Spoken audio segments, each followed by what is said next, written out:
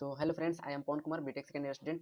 तो इस वीडियो में हम लोग बात करेंगे डिस्क्रीट मैथमेटिक्स के यूनिट 3 जो चैप्टर हम लोग यूनिट 3 है, logic prepositional and finite state machine, उसके मोस्ट इंपोर्टेंट क्वेश्चन के बारे में डिस्कस करेंगे और उसके एग्जांपल को समझेंगे। उसके पहले मैं आशा करता हूँ कि आपका एग्जाम का प्रिपरेशन अच्छा चल रहा होगा और मैं इस चैनल पे आपको एग्जाम से एटलीस्ट कुछ समय पहले सभी वीडियो में अपलोड कर दूंगा, तो आप मेरे चैनल से जुड़े रहिए और लाइक कीजिए, सब्सक्राइब कीजिए और चैनल को शेयर करते रहिए अपने दोस्तों तक। तो चलिए स्टार्ट करते हैं। आज की क्वेश्चन मोस्ट इंपोर्टेंट है, इसको आप जरूर ध्यान दीजिएगा। क्वेश्चन बोलता है डिस्क्राइब फाइनाइट मशीन एफएसएम, इसको शॉर्ट बोलते हैं as a language recogniser, discuss its six tuple notation with a simple examples.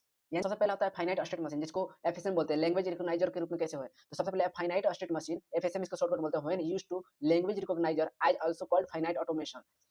इसको is a mathematical model that reads any input string and decides whether the string belongs to a specific language।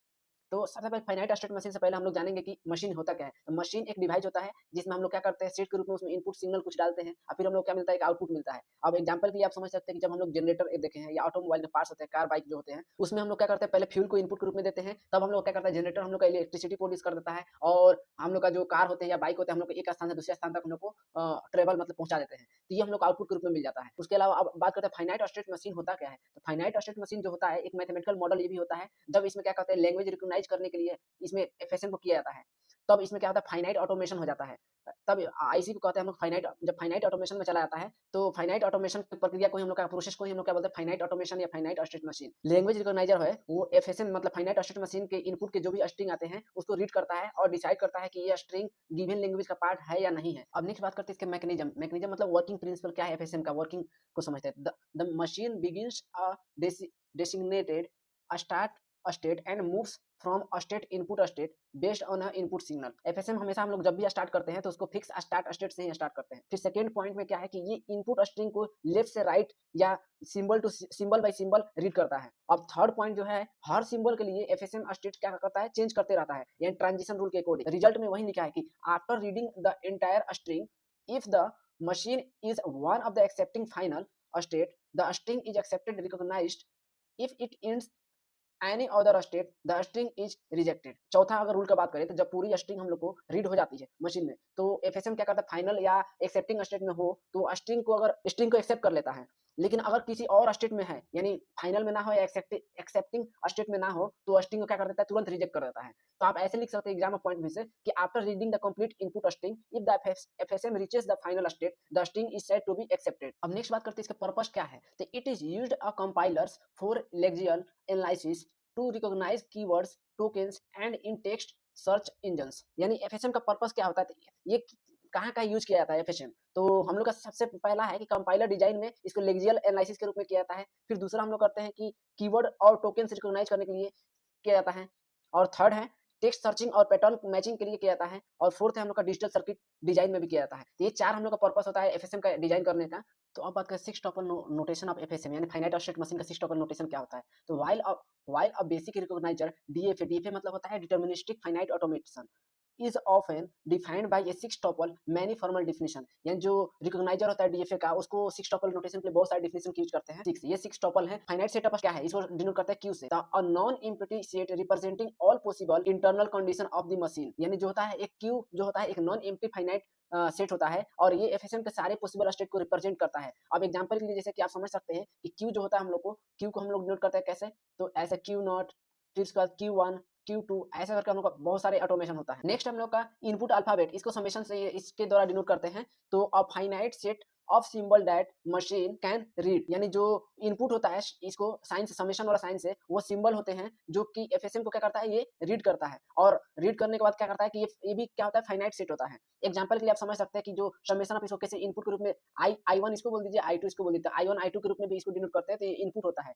तो exam 0 और 1 क्या होता है हमारा I1 I2, या A B भी लिख सकते हैं इसको। तो बहुत सारे द्वारा हम लोग को डिफाइन किया जाता है। अब बात करते हैं ट्रांजिशन फंक्शन के बारे में, यानी इसको किससे डेल से नोट किया जाता है। तो मैपिंग इसको मेजर किया जाता है किससे, del equal to del that is Q मतलब क्या होता है हम लोग का कि फाइनाइट स्टेट्स मल्टीप्लाई बाय किससे, तो इनपुट अल्फाबेट, तो दैट इज किससे, तो हम लोग का फाइनाइट स्टेट हो जाएगा। That is defines the next state based on the current state and input symbol. अब इसको समझते हैं, तो जो डेल होता है बताता है कि नेक्स्ट स्टेट में कौन सा होगा, जैसे कि मैथमेटिकल फॉर्म में अगर समझे तो ये हम लोग का मैथमेटिकल फॉर्म्स में इससे बताता है कि नेक्स्ट सिंबल में हम लोग का कौन है, यही मैथमेटिकल इसका रिप्रेजेंटेशन होता है। बोलता है current state plus input signal equal to next state, लिख सकते हैं इसको। तो ऐसे करके आप इसको डिनोट कर सकते हैं, जो हम लोग का मैथमेटिकल रिप्रेजेंटेशन है। तो अब नेक्स्ट हम क्यू नॉट यानी इनिशियल स्टेट क्या होना चाहिए, the starting point of the machine Q not, यानी क्यू नॉट बिलोंग्स टू क्या होता है, फाइनाइट स्टेट्स। तो जो हम लोग का जो भी स्टार्टिंग एलिमेंट होगा हम लोग कहाँ से स्टार्ट करेंगे, कहीं भी तो क्यू नॉट से ही स्टार्ट करेंगे, कोई भी हो। और क्यू नॉट जो है किसका मेंबर होगा, और हमेशा क्यू नॉट है जो हमेशा क्यू का मेंबर होता है, यानी इसलिए हम लोग लिखते हैं क्यू नॉट बिलोंग्स टू किससे, क्यू। अब नेक्स्ट बात करते हैं कि सेट ऑफ फाइनाइट स्टेट में, तो इसको एफ से डिनोट करते हैं, तो इसको बोलते हैं अ सबसेट ऑफ क्यू, यानी F subset of Q that indicates successful recognisation, यानी जो एफ वो स्टेट होता है जो कि जहां पर पहुंचने पर हम लोग का स्ट्रिंग क्या होता है, एक्सेप्ट हो जाता है, और ये क्यू का क्या होता है, सबसेट होता है, इसलिए इसको डिनोट करने के लिए यहाँ पे इक्वल का भी साइन होता है कि एफ सबसेट और इक्वल टू क्यू यानी फाइनाइट स्टेट। अब नेक्स्ट बात करते हैं आउटपुट अल्फाबेट या फंक्शन के बारे में, इसको किससे डेल से डिनोट करते हैं, तो in a recogniser this is often to represent the response set like accept या रिजेक्ट या 0 या 1 से यूज करते हैं, यानी जो एफएसएम का एक रिकॉग्नाइजर होता है, और इसलिए इसे क्या कहते हैं हम लोग, आउटपुट सिर्फ इसमें क्या होता है, इसलिए आउटपुट सिर्फ इसका डिसीजन होता है। और इसको किसके कैसे आउटपुट डिसीजन होता है, डेल इक्वल टू हम लोग क्या करते हैं, एक्सेप्ट करते हैं, इसको O1 भी बोल सकते हैं, रिजेक्ट मतलब O2 इसको बोल सकते हैं, इसको भी बोल सकते हैं O1 या O2 डिनोट करते हैं, या 0 या 1 सब हो जाएगा, 0 या 1 दोनों में से कोई ले सकते हैं। तो नोट हम लोग एफएसएम में जो भी आउटपुट एक्सप्लिसिटली शो नहीं होता है, जो एफएसएम अब नोट कर लीजिए आप लोग कि एफएसएम में जो आउटपुट होता है हम लोग का एक्सप्लिसिटली शो नहीं होता है, और फाइनल स्टेट में ही डिसीजन कभी भी होता है, ये नहीं कि पहले ही डिसीजन रहेगा कि इसका आउटपुट ये होगा, हम लोग जब तक फाइनल में नहीं पूछेंगे तब तक डिसीजन नहीं होगा। अब फॉर्मल सिक्स टपल रिप्रेजेंटेशन कैसे किया जाता है, तो सबसे पहले क्यू जो होता है हम लोग का फाइनाइट स्टेट जो होता है, तो उसको किसके डिनोट किया जाता है, Q naught Q one Q two ऐसे अगर क्यू एन तक हम लोग डिनोट कर सकते हैं। फिर हम लोग का जो होता है अल्फाबेटिक क्या होता है, तो इसको 0 1 इनपुट के रूप में I1 I2 भी लिख सकते हैं। फिर उसके बाद क्यू नॉट को हम लोग क्या होता है, इनिशियल स्टेट होता है, यानी स्टार्ट स्टेट इसको बोलते हैं, और रिप्रेजेंट किससे किया जाता है, 0 से किया जाता है या इन्फिनिटी से किया जाता है। फिर एफ क्या होता है हम लोग को, क्यू वन होता है, तो क्यू वन को फाइनल स्टेट में जो होता है रिप्रेजेंट इसको स्ट्रिंग से किया जाता है, या एंडिंग क्या किससे किया जाता है, 1 से किया जाता है। फिर हम लोग का डेल जो होता है एक्सेप्ट होता है और रिजेक्ट होता है, यानी किसको एक्सेप्ट किया जाए और किसको रिजेक्ट किया जाए। अब नेक्स्ट जैसे ट्रांजिशन फंक्शन यानी डेल कैसे कैसे होता है, डेल को हम लिख सकते हैं क्यू नॉट और 0 लिख सकते हैं, तो क्यू नॉट जो हम लोग का, तो क्यू नॉट आ जाएगा। फिर उसका डेल टू क्यू नॉट और क्यू वन लिख सकते हैं, तो 1 आ गया हम लोग का, तो क्या हो जाएगा वो क्यू वन हो जाएगा। फिर उसके बाद अगर हम डेल को क्यू वन से अब स्टार्ट कर रहे हैं, तो इसको 0 के लिए कर रहे हैं, तो फिर हम लोग क्या हो जाएगा, क्यू नॉट हो जाएगा। फिर उसके बाद क्यू वन को सेम ही रहते हैं और 1 इस पर करते हैं हम लोग, तो क्या हो जाएगा हम लोग का क्यू वन हो जाएगा। तो इसको टेबल के रूप में रिप्रेजेंट कैसे कर सकते हैं आप, तो सबसे पहला है कि क्यू नॉट, तो क्यू नॉट से हम लोग किसमें गए इनपुट पहले, तो क्यू नॉट ही डाले, और क्यू नॉट का हम लोग का इनपुट 1 के रूप में क्या हुआ, तो क्यू वन हो जाएगा। फिर उसके बाद हम लोग क्यू वन से हम लोग किसमें गए, तो क्यू नॉट में गए, और क्यू नॉट का हमारा क्या हो जाएगा इनपुट पहला, तो क्यू वन ही हो जाएगा, यानी इसको लिख सकते हैं 0/1 लिख सकते हैं, और इसको भी क्या लिख सकते हैं 0/1 दोनों के लिए। अगर इसका स्ट्रक्चर हम लोग ड्रॉ करें, तो हम लोग का एक क्यू वन है, और ये हमारा स्टेट कहाँ से स्टार्ट होता है, क्यू नॉट से, तो हमारा ये क्यू नॉट हो गया और ये हमारा क्यू वन हो गया। तो सबसे पहले हम लोग क्यू नॉट से हमारा क्यू नॉट गया, यानी क्यू नॉट से हमारा क्यू नॉट पे गए, तो हमारा इनपुट क्या है 0 है, और हमारा आउटपुट क्या है हमारा, तो इसमें 1 हो जाएगा। अब इसको नोट के रूप में आप कैसे लिख सकते हैं, तो डिनोट्स स्टार्ट स्टेट, यानी स्टार्टिंग क्यू नॉट जिससे स्टार्ट करें तो स्टार्ट स्टेट दिखाना है। फिर उसके बाद star denotes the final state, जो स्टार होते हैं हम लोग का, ये फाइनल स्टेट दिखाता है कि फाइनल स्टेट कौन सा है। प्रोसेसिंग इनपुट स्ट्रिंग 101 अगर किया जाए प्रोसेस के लिए, तो किस कैसे किया जाए, तो स्टार्ट क्यू नॉट से किया जाएगा। फिर उसका रीड पहले 1 को रीड, फिर उसके बाद क्या करेगा 1 को रीड करेगा, यानी लाइन बाय लाइन पहले इसका प्रायोरिटी देगा, फिर 0 को देगा, फिर उसके बाद 1 को देगा। को समझते हैं। तो एग्जांपल में सबसे पहले क्या करेंगे हम लोग कि एक टेबल दिया रहता है, टेबल हम लोग देखेंगे, तो टेबल में स्टेट क्या है हम लोग का, क्यू जो होता है हम लोग का स्टेट होता है, और इनपुट में हम लोग क्या ले लिया 0 और 1, और फिर आउटपुट में हम लोग क्या लिए 0 और 1। इसको I1 और I2 भी ले सकते हैं, और इसको O1 और O2 भी ले सकते हैं, लेकिन हम लोग 0 और 1 लिए ताकि इजी लगे। तो सबसे पहले हम लोग को देखना है कि क्यू नॉट से हम लोग कहाँ जा रहा है, तो Q1 में जा रहा है, तो Q नॉट से Q1 में जा रहा है, यानी इसको हम लोग कैसे करेंगे, एरो के द्वारा इस तरह डिनोट करेंगे। तो Q नॉट से Q1 में गया, तो सबसे पहले 0 पे गया हम लोग का, Q1 का वैल्यू क्या है 0 है, तो यहाँ पे लिखेंगे क्या 0। फिर नेक्स्ट में हमारा क्या है कि इसका O1 मतलब आउटपुट में क्या आया, तो आउटपुट में डेल 1 है, तो डेल 1 का वैल्यू क्या है 0, यानी इसको क्या लिखेंगे 0/0।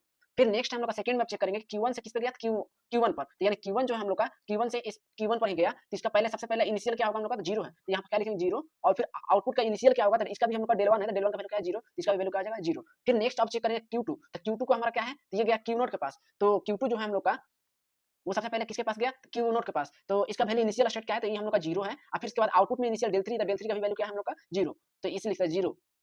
अब फिर स्टार्टिंग करेंगे, अब क्यू नॉट से Q1 जा रहे थे, तो अब Q नॉट से हम लोग कहाँ जाएंगे Q2 पर, तो यहाँ से अब जाएंगे हम लोग इस पर, तो Q2 पर गए हम लोग, तो Q2 पर गए Q0 से, Q2 से Q0 पर, तो Q2 का वैल्यू हमारा कितना है, तो 1 हो जाएगा, तो 1 हम लोग लिख दिए। फिर उसके बाद इसका आउटपुट क्या आएगा Q2 में, तो del 2 है, del 2 का वैल्यू क्या है हम लोग का, तो 1, तो 1 अपॉन 1 लिख सकते हैं। फिर नेक्स्ट आप देखेंगे Q1 से हम लोग किस पर गए, Q0 पर, यानी Q1 से हम लोग यहाँ से किस पर गए, Q0 पर, तो इसका वैल्यू कितना है, तो इनपुट में 1 है और आउटपुट में भी क्या होगा हम लोग का, तो आउटपुट में हम लोग का del 3 है, del 3 का वैल्यू कितना है, तो 1 हो जाएगा। अब Q2 की बात करें तो Q2 का जो है हम लोग कहाँ से गया, Q2 का अब दूसरा किससे जाएगा, तो Q1 पर जाएगा। I1 इसके लिए चेक कर लिए थे, तो अब इसके लिए बाकी था, तो इसका Q1 का वैल्यू कितना है, 1 है, तो हम लोग क्या लिखेंगे 1, और इसका आउटपुट में हम लोग क्या होगा del 1, तो del 1 का वैल्यू कितना है, तो 1 है, तो 1 अपॉन 1। तो ये रहा, आपको समझ में आना चाहिए कि डायग्राम कैसे ड्रा हुआ, क्योंकि इसी के द्वारा हम लोग न्यूमेरिकल भी सोल्व करेंगे। ऐसे ही क्वेश्चन पूछते हैं कि एग्जांपल के रूप में कि डायग्राम स्ट्रक्चर ड्रा करो फाइनाइट स्टेट मशीन और उसके इनपुट आउटपुट लिखो और टेबल उसके जो भी होते हैं उसको फॉर्म करो। तो अगर आपको ये समझ में आ रहा है तो जरूर कमेंट में बताइए कि हाँ समझ में आया, नहीं आया तो मैं हम लोग नेक्स्ट पार्ट में इसकी वीडियो जो है नहीं समझ में आया तो कोई बात नहीं, हम लोग इसके क्वेश्चन को प्रैक्टिस जब करेंगे तो वहां पर और अंडरस्टैंडिंग 2-4 क्वेश्चन प्रैक्टिस कर लेंगे।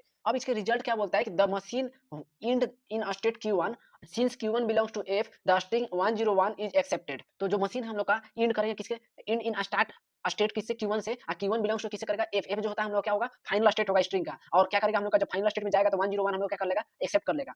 अब बात करते हैं इसके बेसिक DFA और NFA के बारे में। DFA का फुल फॉर्म क्या होता है कि डिटर्मिनिस्टिक फाइनाइट ऑटोमेशन, और इसको बोलते हैं एनएफए का फुल फॉर्म क्या होता है कि नॉन डिटर्मिनिस्टिक फाइनाइट ऑटोमेशन।